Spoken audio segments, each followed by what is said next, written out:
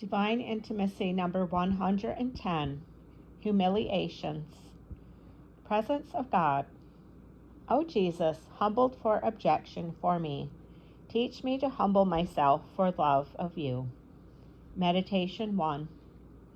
Many souls would like to be humble, but few desire humiliation. Many ask God to make them humble and fervently pray for this, but very few want to be humiliated. Yet it is impossible to gain humility without humiliations. For just as studying is the way to acquire knowledge, so it is by the way of humiliation that we attain to humility. As long as we only desire this virtue of humility, but are not willing to accept the means thereto, are we not even on the true road to acquiring it? Even if in certain situations we succeed in acting humbly, this may well be the result of a superficial and apparent humility rather than of a humility that is real and profound. Humility is truth. Therefore, let us tell ourselves that since we possess nothing of ourselves but sin, it is but just that we receive only humiliation and scorn. If we were really convinced of this truth, we would find it very just that all should humiliate us, treat us without consideration, and despise us. In fact, what honor and consideration does one deserve who has offended his Creator?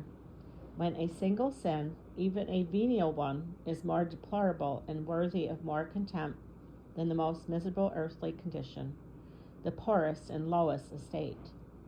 The saints were so firmly convinced of this truth that they never found the humiliations which came to them too painful.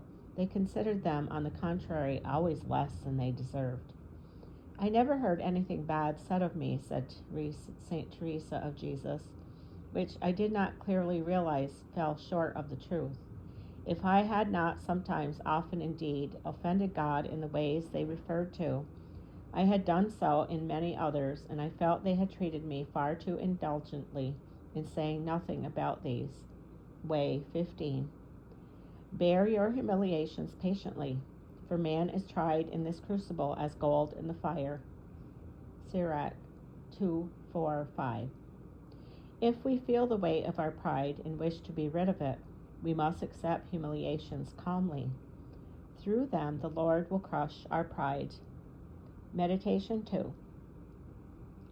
Before seeking humiliations on our own initiative, we should prepare to accept those which will come to us against our will. Whereas subtle pride might work its way into the lowly acts we impose upon ourselves. For example, the desire to appear humble. This danger is absolutely excluded from those which come from others in spite of ourselves. However, even in this case, they must be willingly accepted in order to bear fruit. It is not the humiliation itself which makes us humble, but the act of the will by which we accept it. St. Bernard teaches that being humble and being humbled are two different things. We can say that everyone in one way or another receives humiliations in this life. Not many, however, become humble because very few accept humiliation and submit to it patiently. What profit do we draw from humiliations if, instead of accepting them, we oppose and resist them with resentment and vexation, and become angry with the person who gives them to us? It is true that these occasions are not agreeable to proud, sensitive nature.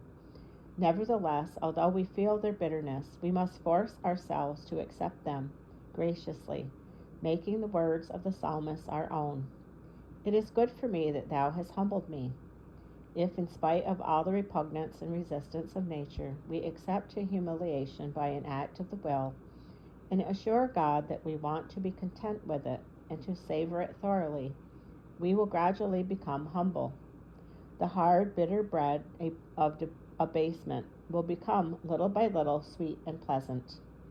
But we will not find it agreeable until we have been nourished by it for a long time. Moreover, the most important thing is not the sweetness, but the willingness to accept everything that is humiliating.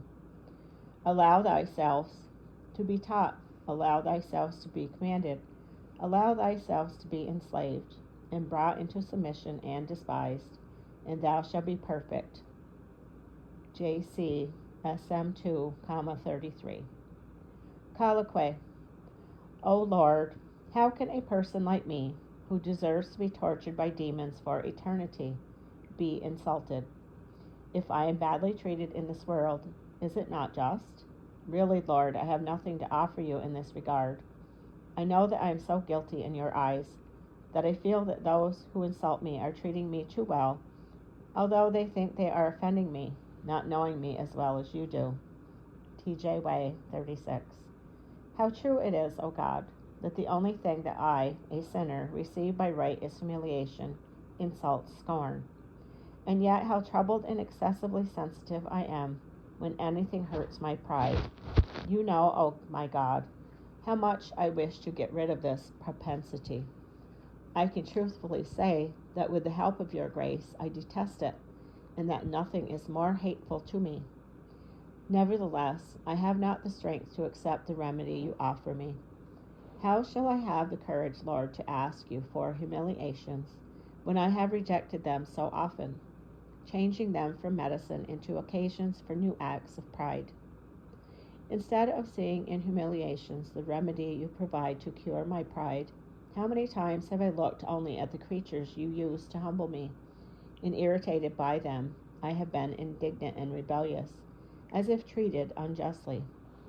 How blind I am, O Lord! How far have I wandered from your ways? Come to bring the light again into my soul. Come to place me in the truth. Come to set my feet anew on the good, safe way of humiliation. I do not ask for your particular humiliations, but I do ask you to dispose my heart to accept those which in your infinite love and mercy you have prepared for me from all eternity. In them I see your remedy, adapted to my pride.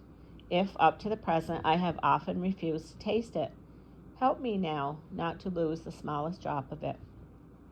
I am ill, O Lord, and like the patient who wants the medicine which will cure him and who swallows it, bitter though it be, I too, with the help of your grace, wish to accept and to drink to the very dregs every humiliation.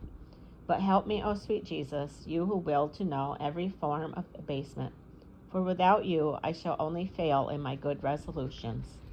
End of number 110, Humiliations.